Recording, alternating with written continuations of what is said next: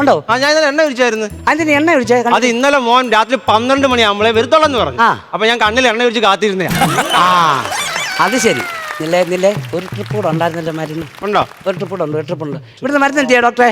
എടുത്തോണ്ട് പോയില്ലേ മരുന്ന്? ഇത് തന്നെയാണ് ഞാൻ കൊണ്ടുപോയേ. മാറാതിരുന്നാ മതി. രണ്ട് കണ്ണും തുറന്ന് പേടി. ആ മതി. ഇതിപ്പോഴേ രണ്ടാഴ്ച എന്തോ എല്ലാതും കൊണ്ട് ഒഴിക്കാമേ. അങ്ങ് മാറിക്കോളൂ കേട്ടോ. ഞാൻ ഒരു സംശയം, ഞാൻ ഈ മരുന്ന് എടുക്കാൻ ഇപ്പൊ പോയില്ലയോ? കണ്ണാടി വെച്ചായിരുന്നോ ഞാൻ? കണ്ണാടി വെച്ചില്ലേ? ഇല്ല. പെട്ടുപോയല്ലോ. കണ്ണാടി വെച്ച് നോക്കിയേ. നോക്കട്ടെ, മാറിപ്പോയതാണ്. ഞാൻ സംശയിച്ചോക്കട്ടെ, ഈ രണ്ട് കണ്ണും വേണമെന്ന് നിർബന്ധമുണ്ടോ? വാശി പിടിക്കല്ലേ, വാശി പിടിക്കാതെ. നിർബന്ധമുണ്ടോ അങ്ങനെ? എന്തോ കാര്യം പറ.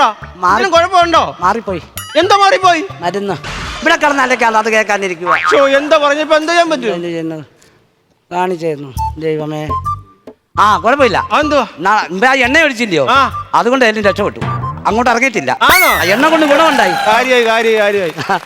ഷുഗർ നോക്കണം. ഷുഗർ ഇപ്പൊ ഞാൻ എന്റെ ഒരു നോട്ടത്തില് ഷുഗർ കൂടുതലാ. ഷുഗറോ? ആ, അതായത് പഞ്ചസാര കൂടുതലാ. പഞ്ചസാര കൂടുതലാണോ? അതാണ് ഈ കണ്ണിന് കാഴ്ച പറയുന്നത്. പിന്നല്ലാതെ. ഒരു മിനിറ്റ്, ഭാര്യ ഒന്ന് വിളിക്കട്ടെ. എടിയേ, നീ ജോലി സ്ഥലത്താണോ? നീ ഇന്നലെ റേഷൻ കിടന്ന് എത്ര കിലോ പഞ്ചസാര മേടിച്ച്? 5 കിലോയോ? ചുമ്മാ അതല്ല എനിക്ക് ഷുഗർ കൂടിയത്. അതെടുത്ത് 1/2 കിലോ മതി.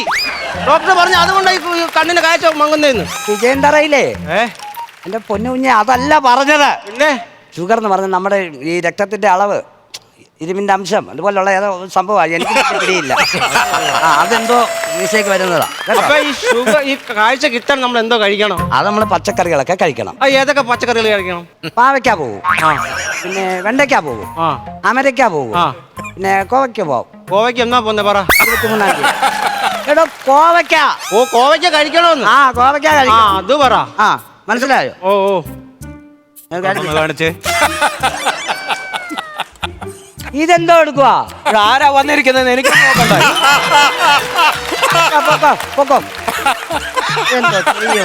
അതല്ലേ മൂത്ത മോൻ എവിടാന്നാ പറഞ്ഞേ?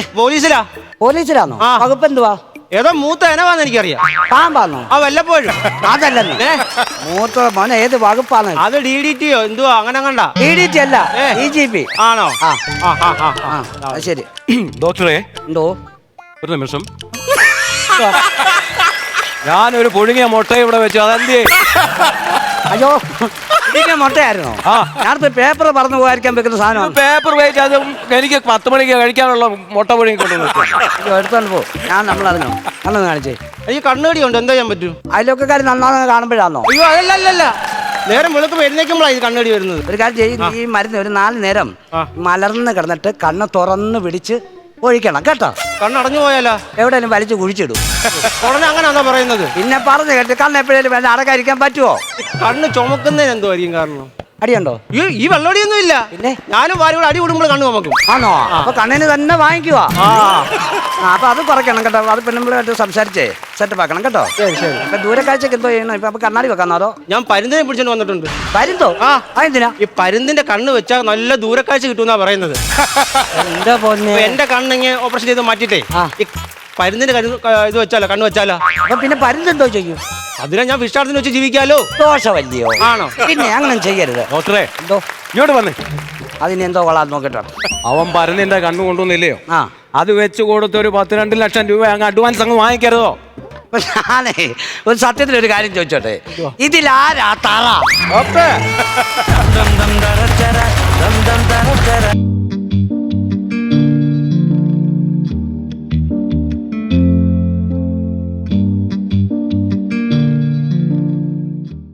Rega, rega,